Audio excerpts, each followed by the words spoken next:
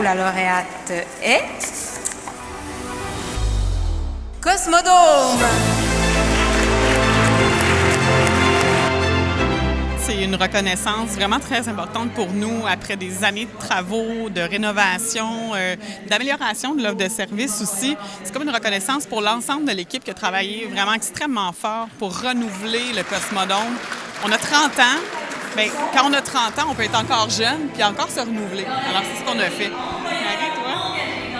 C'est d'être à la hauteur de nos visiteurs qui planifient la visite, se déplacent, prennent leur argent. On sait que c'est pas facile dans ces temps-ci, puis viennent nous visiter. Donc, il faut les faire rêver et être à la hauteur de leurs attentes. De tout votre projet, de tout le parcours que vous avez réalisé au Cosmodome dans les dernières années qui vous a ramené à ce dynamisme, c'est quoi dont vous êtes le plus fier? C'est quoi la chose dont vous êtes le plus fier?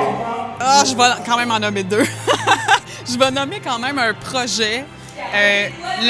La mutualisation des espaces avec le Musée de la Santé Armand-Frappier, la Ville de Laval, mais combiné à la réalisation du projet de musée permanent, donc nouveau musée permanent et l'engagement des employés.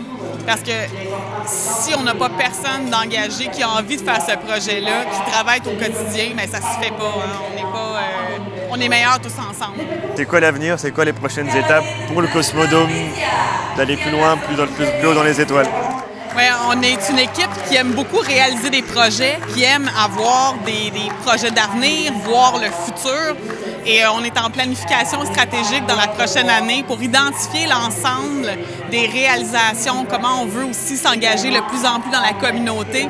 Donc, nos prochains projets vont être orientés par la planification stratégique, mais ce qu'on veut exactement, là, assurément déjà, c'est être plus engagé au niveau de la communauté. On l'est déjà, être reconnu comme tel, une entreprise d'économie sociale en tourisme qui fait vraiment affaire avec les citoyens et se positionner pour le renouvellement de nos missions virtuelles interactives dans le futur. Fait que l'exposition vraiment muséale, mais d'exception puis unique au monde, Cosmodome.